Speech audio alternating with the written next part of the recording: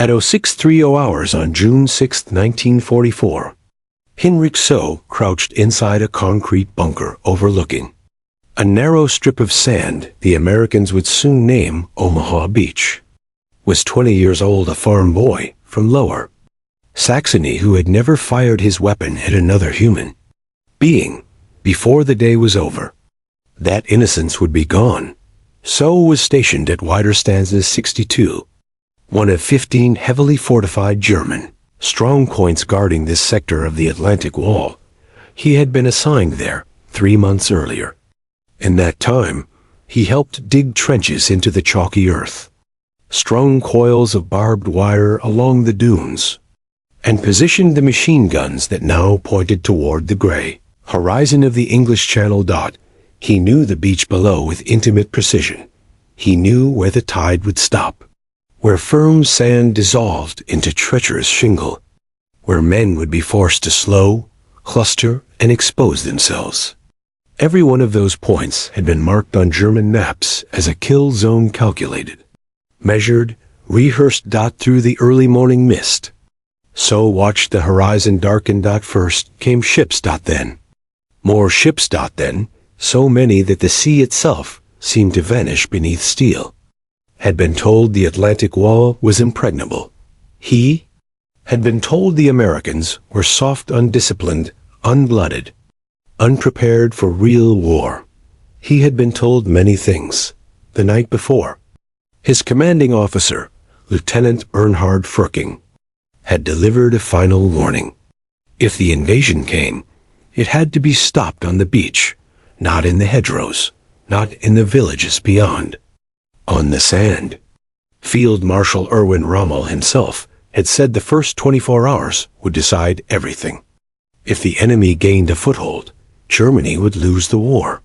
None of that prepared Soe for what followed. What Heinrich Soe witnessed that morning, and what he would spend the rest of his life trying to understand, marked the beginning of a profound shift in how German soldiers viewed their American enemy. A shift from contempt to confusion, from confusion to reluctant respect, and from respect to something approaching fear. This is not a story about tactics or troop movements. It is a story about perception, about how an army of seasoned, professional soldiers was forced to re-evaluate everything it believed about the men it was fighting. And that story does not begin on the beaches of Normandy. It begins 18 months earlier, under the merciless sun of North Africa.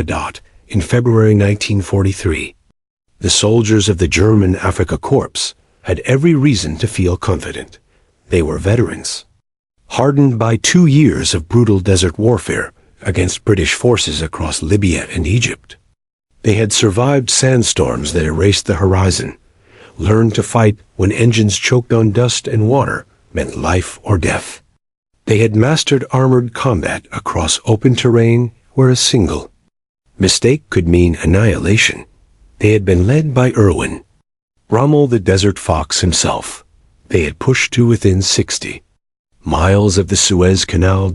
In their own eyes, and not without justification, they were among the finest soldiers in the world. So when word arrived that American troops had landed in Morocco and Algeria during Operation Torch in November 1942, the reaction among German ranks ranged from amusement to outright scorn. One lance corporal from the 15th Panzer Division wrote home in mid-February 1943 with a sentiment echoed across the front. "We fought the Americans a few days ago and destroyed more than 90 of their tanks. We will smash them and their rabble to pieces." This was not mere arrogance born of battlefield success. It was rooted in ideology. For years, German propaganda had portrayed the United States as a decadent, money-obsessed society fractured by race, softened by comfort, incapable of producing serious soldiers. In the worldview of the Wehrmacht, Americans were amateurs playing at war, while Germans practiced it as a profession. Then came the Kasserine Pass. In February 1943, Rommel's forces struck inexperienced American units in Tunisia and tore them apart. More than 6,000 U.S. casualties followed, roughly 300 killed, 3,000 wounded, and another 3,000 captured. American tanks burned in the hills. Infantry units broke and fled. Commanders lost control. The failures were real. American forces were spread thin across wide frontages. Coordination was poor, and communications repeatedly collapsed. Some soldiers had arrived at the front only days earlier, many without completing basic training. One regiment received its first bazookas on February 12th and was forced to learn how to use them against German armor 2 days later. Major General Lloyd Fredendall, commander of the U.S. the Second Corps, had deployed his units in a manner that practically invited disaster scattered across 30 miles. Fragmented into isolated task forces unable to support one another. When the German attack came, the Americans were defeated piece by piece. German tank crews spoke of the fighting with open satisfaction. After years of battling the methodical, disciplined British, they found American units chaotic and prone to panic.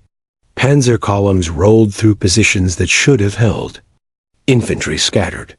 Officers lost contact with their men. Even Rommel shared his troops' dismissive judgment. Studying the American deployments, he identified what he believed were fundamental flaws in their tactical thinking. At Kasserine, it seemed the verdict was final. The Americans were exactly what Germany believed them to be.